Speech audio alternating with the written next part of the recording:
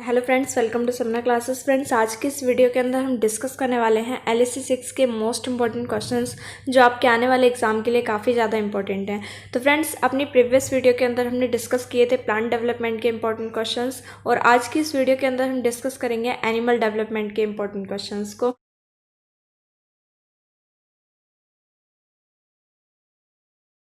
तो हम स्टार्ट करते हैं अपने क्वेश्चन नंबर 1 से। और क्वेश्चन नंबर 1 पे यहाँ पे आपसे पूछ रखा है, with the help of diagram illustrate the stages in spermatogenesis. ठीक है, तो इसमें क्या बताना है आपको, स्पर्मेटोजेनेसिस में जो स्टेजेस होती हैं उनको यहाँ पे आपको डायग्राम के साथ एक्सप्लेन करना है।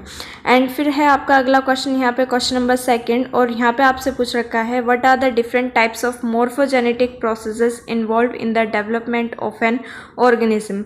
एक ऑर्गेनिज्म की डेवलपमेंट में जो आपके मॉर्फोजेनेटिक प्रोसेस हैं वो अलग अलग तरीके के वो कौन से हैं, उनके बारे में यहाँ पे आपको एक्सप्लेन करना है। ठीक है, तो ये वाला जो आंसर है वो आपको चैप्टर 20 के अंदर मिल जाएगा। तो आप अपनी बुक के अंदर से इनके आंसर्स को फाइंड आउट कर कर अपनी प्रैक्टिस और भी अच्छी तरीके से कर सकते हैं।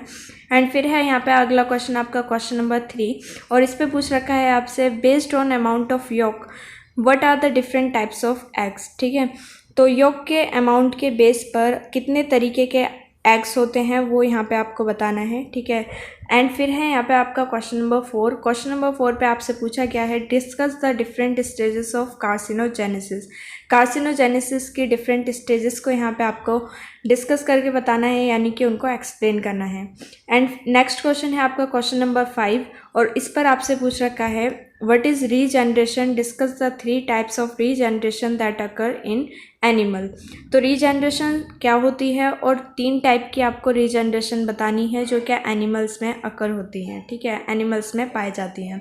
अगला क्वेश्चन है आपका यहाँ पे क्वेश्चन नंबर 6, और क्वेश्चन नंबर 6 पे यहाँ पे आपसे पूछा गया है, describe the process of implantation of the human एम्ब्रॉय। Human एम्ब्रॉय का इम्प्लांटेशन का जो प्रोसेस है उसको यहाँ पे आपको डिस्क्राइब करना है, और ये जो आंसर है वो आपको चैप्टर 21 के अंदर मिल जाएगा। यहाँ पे ये जितने भी मैं क्वेश्चंस बता रही हूँ ये काफ़ी ज़्यादा इंपॉर्टेंट हैं। तो फ्रेंड्स, आप लोग इन वाले क्वेश्चंस का या तो स्क्रीनशॉट ले लीजिए या फिर इन्हें आप वीडियो को पॉज करके नोट डाउन भी कर सकते हैं, क्योंकि ये आपके एग्जाम पॉइंट ऑफ व्यू से काफ़ी ज़्यादा इंपॉर्टेंट क्वेश्चंस हैं। तो आपको ये अच्छी तरीके से पढ़ने हैं, और इनके साथ अपने प्रीवियस ईयर के क्वेश्चन पेपर्स को भी अच्छी तरीके से आपको पढ़ना है।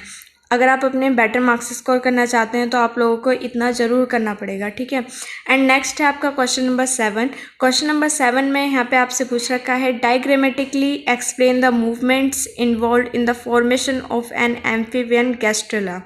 एंड इसका आंसर मिलेगा आपको चैप्टर 14 के अंदर। अगला क्वेश्चन है यहाँ पे क्वेश्चन नंबर 8, और यहाँ पे आपसे पूछा गया है, what are fate maps and how are they prepared. Fate maps क्या होते हैं और किस तरीके से ये आपके प्रिपेयर किए जाते हैं या प्रिपेयर होते हैं। तो इसका आंसर जो मिलेगा वो आपको चैप्टर 14 के अंदर मिल जाएगा। तो ये वाला जो टॉपिक है ये भी आपका काफ़ी ज़्यादा इंपॉर्टेंट है।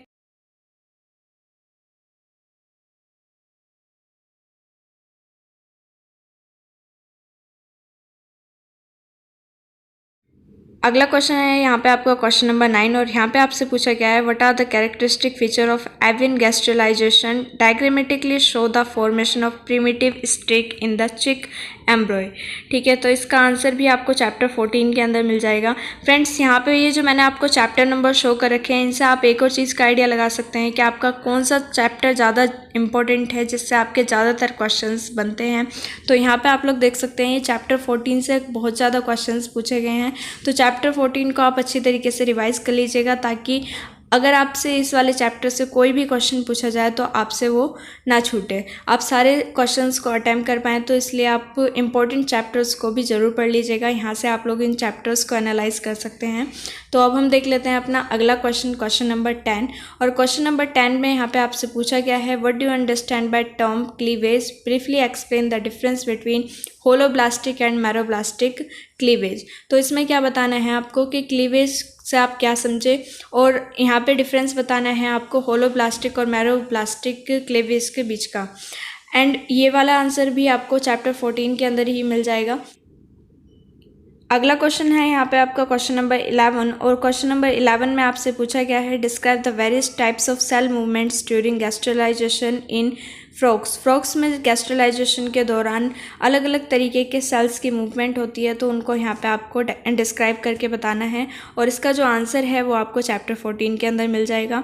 अगला क्वेश्चन है यहाँ पे आपका क्वेश्चन नंबर 12 और क्वेश्चन नंबर 12 पे यहाँ पे आपसे पूछ रखा है describe the hormonal control of Metamorphosis in insect and इसका आंसर मिलेगा आपको चैप्टर 18 के अंदर। ठीक है, ये काफ़ी ज़्यादा इंपॉर्टेंट क्वेश्चंस है, इनको आप अच्छी तरीके से रीड कर लीजिएगा और इनसे रिलेटेड टॉपिक्स को भी आपको अच्छी तरीके से पढ़ना है। ठीक है, नेक्स्ट क्वेश्चन है आपका यहाँ पे क्वेश्चन नंबर 13 और क्वेश्चन नंबर 13 पे यहाँ पे आपसे पूछ रखा है describe in brief the events prior to sperm egg fusion in mammals और इसका आंसर मिलेगा आपको चैप्टर 13 के अंदर। आप इन टॉपिक्स को चैप्टर 13 से पढ़ सकते हैं और अच्छी तरीके से इन टॉपिक्स को पढ़ लीजिएगा और इनके अंदर जितने भी डायग्राम्स अवेलेबल हैं इन वाले टॉपिक्स के अंदर उनको आपको अच्छी तरीके से प्रैक्टिस करनी है, क्योंकि सेकेंड ईयर में और थर्ड ईयर में आपसे डायग्राम बहुत ज़्यादा पूछे जाते हैं एलएससी वाले सब्जेक्ट में। ठीक है, तो अब हम लोग देख लेते हैं अपना नेक्स्ट क्वेश्चन, क्वेश्चन नंबर 14 और क्वेश्चन नंबर 14 में यहाँ पे आपसे पूछा गया है राइट शॉर्ट नोट्स ऑन।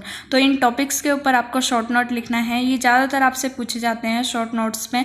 ये वाले जो टॉपिक्स जो मैंने यहाँ पे आपको दिखा रखे हैं, फर्स्ट है जैसे कि आपका development of heart in amphibians, इससे भी आपका शॉर्ट नोट बहुत ज़्यादा बनता है। सेकेंड है आपका स्पाइरल क्लीवेज, थर्ड है types of eggs, human placenta, heteromorphosis, role of hormones in human aging, implantation in humans, neoteny and extra embryonic membranes and their function in humans, bone arrangement in 3 limb segment। ठीक है, ये वाले काफ़ी ज़्यादा important topics हैं, तो इनको आप अच्छी तरीके से पढ़ लीजिएगा।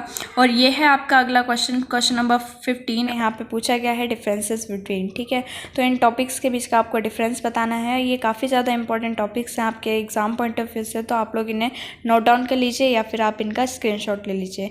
तो फ्रेंड्स, ये थे आपके टॉप 15 क्वेश्चंस एनिमल डेवलपमेंट के जो आज इस वीडियो में हमने डिस्कस किए। इन क्वेश्चंस को आप अच्छी तरीके से नोट डाउन कर अपनी स्टडी कर लीजिएगा। आप इनके आंसर भी फाइंड आउट कर सकते हैं। मैंने यहाँ पे हर एक क्वेश्चन के नीचे उसका चैप्टर नंबर बता दिया है, तो आप लोग आसानी से अपनी इग्नू की तरफ से जो आपको बुक प्रोवाइड की जाती हैं उन बुक्स में से इन सभी का आंसर आप फाइंड आउट कर सकते हैं और अपनी प्रैक्टिस अच्छी तरीके से कर सकते हैं। तो फ्रेंड्स, इनके अंदर जो भी आपके डायग्राम आ रहे हैं फ्रेंड्स, इसके अंदर डायग्राम आपको बता रखे हैं और क्वेश्चंस के अंदर अगर इन टॉपिक्स के बीच में आपके डायग्राम्स आते हैं तो आप लोगों को इनको अच्छी तरीके से प्रैक्टिस करनी है, क्योंकि सेकंड ईयर और थर्ड ईयर में आपके डायग्राम बहुत ज़्यादा पूछे जाते हैं। तो फ्रेंड्स, अगर ये वीडियो आपको पसंद आई हो तो इसे लाइक कर दीजिएगा और अपने दोस्तों के साथ इसे ज़रूर शेयर कर दीजिएगा और मुझे कमेंट करके ज़रूर बताइएगा कि आपको नेक्स्ट किस सब्जेक्ट के मोस्ट इंपॉर्टेंट क्वेश्चन की वीडियो चाहिए, तो मैं जल्द से जल्द उसे अपलोड करने की कोशिश करूँगी। Thank you for watching this video.